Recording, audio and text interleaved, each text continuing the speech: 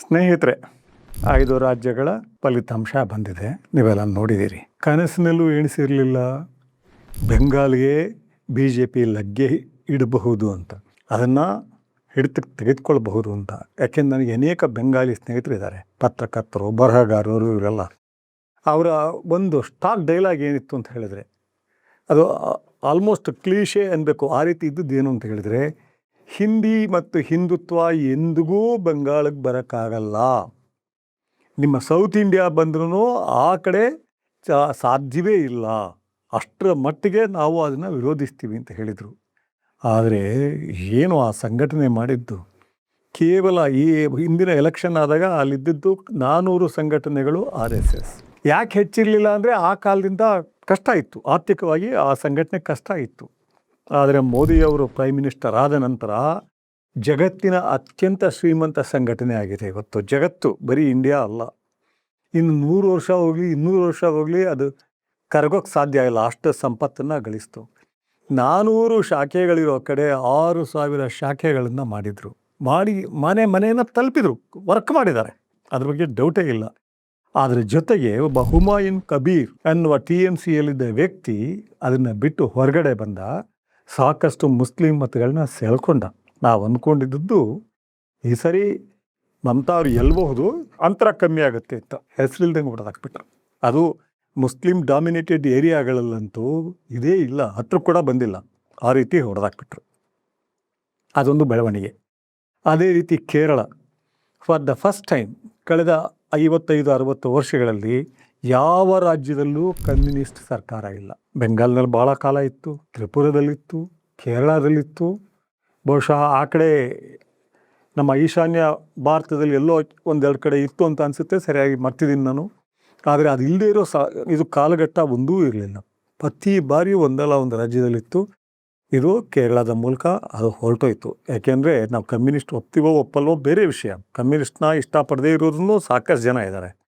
ಆದರೆ ಅದು ಸಿದ್ಧಾಂತವಾಗಿ ಬೇಕಾಗಿತ್ತು, ಒಂದು ಎಡಪಂಥೀಯ ಬಲಪಂಥೀಯ, ಅದನ್ನು ಹೊಡೆದರು. ಇವೆಲ್ಲದಕ್ಕಿಂತಲೂ ವಿಶಿಷ್ಟವಾದ ಎಲೆಕ್ಷನ್ ಅಂದರೆ ತಮಿಳುನಾಡು. ಅಲ್ಲೂ ಅಷ್ಟೇ, ಸುಮಾರು 60 ವರ್ಷಗಳ ನಂತರ ದ್ರಾವಿಡ ಅನ್ನೋ ಪದ ಇಟ್ಕೊಳ್ಳದೆ ಇರೋ ಒಂದು ಸಂಘಟನೆ ಬಂದಿದೆ. ಸಂಘಟನೆ ಅಧಿಕಾರಕ್ಕೆ ಬಂದಿದೆ. ಆ ಚಳುವಳಿನ ಅಧಿಕಾರಕ್ಕೆ ತಂದ ಆಕ್ಟರ್ ವಿಜಯ್. ನೋಡಿ, ತಮಿಳುನಾಡು ಎಂಥ ರಾಜ್ಯ ಅಂತ ಹೇಳಿದ್ರೆ, ಅಲ್ಲಿ ಜಾತಿಯ ವರ್ಕೇ ಆಗಲ್ಲ, ಧರ್ಮ ವರ್ಕ್ ಆಗಲ್ಲ. ಅಲ್ಲಿ ವಿಜಯ್ ಬಂದು ಕ್ರಿಶ್ಚಿಯನ್, ಆತ ತಾಯಿ ಹಿಂದೂ ಆಗಿದ್ರೂ ಆತ ಗುರುತಿಸ್ಕೊಂಡಿರೋದು ಕ್ರಿಶ್ಚಿಯನ್ ಧರ್ಮದಲ್ಲೇ. ಅದನ್ನೇನು ಎಲ್ಲೂ ಮುಚ್ಚುಮರೆ ಮಾಡಿಲ್ಲ. ಆದರೆ ಜನಕ್ಕೆ ಅವನು ಕೊಟ್ಟ ನರೇಟಿವ್ ಏನು, ಆತ ಕೂಡ ಪೆರಿಯಾರವ್ರನ್ನ ಆಳವಾಗಿ ಇಷ್ಟಪಡ್ತಾನೆ. ಬಹುಶಃ ಅಕ್ಷರಶಃ ಹೆಚ್ಚು ದ್ರಾವಿಡರಿಗಿಂತಲೂ ಇಷ್ಟಪಡ್ತಾನೆ. ಆತನ ಮೇನ್ ನರೇಟಿವ್ ಹೊಂದಿದ್ದದ್ದು ಮುಖ್ಯವಾಗಿದ್ದದ್ದು ಕರಪ್ಷನ್ ವಿರುದ್ಧದ ಹೋರಾಟ. ಪೆರಿಯಾರ್ ಹೆಸರನ್ನ ಇವರು ನಾಶ ಮಾಡಿದ್ರು ಅಂಥೇಳಿ ಕರಪ್ಷನ್ ವಿರುದ್ಧ. ಇನ್ನೊಂದು BJP ವಿರುದ್ಧ ತಾತ್ವಿಕ ಹೋರಾಟ, ಸೈದ್ಧಾಂತಿಕ ಹೋರಾಟ, ಐಡಿಯಾಲಜಿಕಲ್ ಡಿಫ್ರೆನ್ಸ್. ಹೇಗೆ ಬಂದ ನೋಡಿ. ಆತನ ಯಾರು ನಮ್ಮಿಂದ ಹಿಡಿದು ಯಾರೂ ಕೂಡ ಗೆಸ್ ಮಾಡಿರಲಿಲ್ಲ. ಆತ ತಗೋಬೋದು ಒಂದು 25-30 ಅಂತ ಅಂದ್ಕೊಂಡಿದ್ದು, ಬಟ್ ಈಗ ಮುಖ್ಯಮಂತ್ರಿ ಆಗೋ ಹಂತಕ್ಕೆ ಬಂದ. ಅದು ಈ ಆರೋಗ್ಯಕರ ಬೆಳವಣಿಗೆಯಾಗಿ ಎಲ್ಲಿ ಕಾಣಿಸ್ತಿದೆ ಅಂತ ಹೇಳಿದ್ರೆ, ಆತನಿಗೆ ಅಣ್ಣ ತಮ್ಮದಿರಾಗಲಿ, ಅಕ್ಕ ತಂಗಿರಾಗಲಿ, ಅಳಿಯಂದಿರಾಗಲಿ, ಮಕ್ಕಳಾಗಲಿ ಅವನ ಮೂಲಕ ರಾಜಕೀಯಕ್ಕೆ ಬರ್ತಾವ ಸಾಧ್ಯತೆಗಳೇ ಇಲ್ಲ. ಪುಟ್ಟ ಮಕ್ಕಳು, ಹೆಣ್ಮಕ್ಳು. ಸೊ ಈ ಇದರಲ್ಲಿ ಈಗ ಬಹುಶಃ ದೊಡ್ಡವರು ಅನಿಸುತ್ತೆ, ಪುಟ್ಟ ಮಕ್ಕಳಾಗಿದ್ದಾಗ ನಾನು ಗಮನಿಸಿರೋದು. ಆದರೆ ಅವ್ರು ಯಾರೂ ರಾಜಕೀಯಕ್ಕೆ ಬರೋ ಸಾಧ್ಯತೆಗಳೇ ಇಲ್ಲ.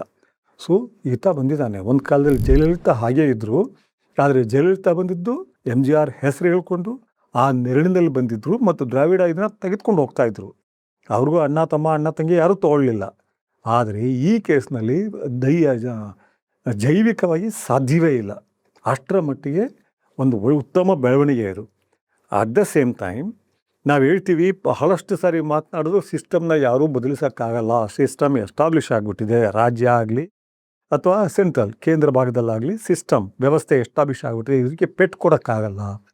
ಆದರೆ ಈ ಎಲೆಕ್ಷನ್ ರಿಸಲ್ಟ್ ತೋರಿಸ್ಕೊಡ್ತು ನಮಗೆ, ಯಾರೇ ಒಬ್ಬ ವ್ಯಕ್ತಿ, ಜನಾನುರಾಗಿ ವ್ಯಕ್ತಿ, ಆತ ಮನಸ್ಸು ಮಾಡಿದ್ರೆ, ಜನಗಳನ್ನ ತಲುಪಿದ್ರೆ, ಅದು ಭಾಳ ಕಡಿಮೆ ಸಮಯದಲ್ಲಿ ಬಂದಿದ್ದು. ಯಾಕೆ ಬಂದ, ಹೇಗೆ ಬಂದ, ಭಾಳ ಜನದ ಬಗ್ಗೆ ಇತ್ತಲ್ಲಿ. ರಜನಿಕಾಂತ್ ಬಗ್ಗೆ ಬಹಳ ಕಾಲದಿಂದ ಇತ್ತು, ಕಮಲಾ ಹಾಸನ್ ಬಂದರು, ಆದರೆ ಈತಂದು ಹೆಚ್ಚಿರಲಿಲ್ಲ. ತಾನಾಯಿತು, ತನ್ನ ಅಭಿನಯ ಆಯಿತು, ಉತ್ತುಂಗ ಸ್ಥಿತಿಯನ್ನು ತಲುಪಿದ್ದ ಅವನು. ನಟನೆಯಲ್ಲಿ 100 ಕೋಟಿಗೂ ಹೆಚ್ಚು ಸಂಭಾವನೆ ಪಡಿತಿದ್ದ. ಅಂಥವನು ಬಂದು ಕಟ್ಟಿ ಬಹಳ ಕಡಿಮೆ ಕಾಲದಲ್ಲಿ ಬದಲಿಸಬಹುದು ಅನ್ನೋದನ್ನು ತೋರಿಸ್ಕೊಟ್ಟ. ಇವತ್ತು ಎಲ್ಲ ರಾಜ್ಯಗಳಲ್ಲೂ ಅಲ್ಲಿರೋ ಜನಪ್ರಿಯ ವ್ಯಕ್ತಿಗಳು, ಜನಪ್ರಿಯ ಯಾಕೆಂದರೆ ಕನೆಕ್ಟ್ ಆಗಿರಬೇಕು. ಆ ಕನೆಕ್ಟ್ ಆಗಿರೋ ವ್ಯಕ್ತಿಗಳು ಮುಂದಕ್ಕೆ ಹೋದಾಗ ಜನ ಬದಲಾವಣೆಗೆ ಬಯಸ್ತಾ ಇರ್ತಾರೆ ಮತ್ತು ಅದಕ್ಕೆ ಬೆಂಬಲ ಕೊಡ್ತಾರೆ. ಅಷ್ಟರ ಮಟ್ಟಿಗೆ ಬಹಳ ಆರೋಗ್ಯಕರ ಬೆಳವಣಿಗೆ ತಮಿಳುನಾಡಿನಲ್ಲಿ ಆಗಿರೋದು.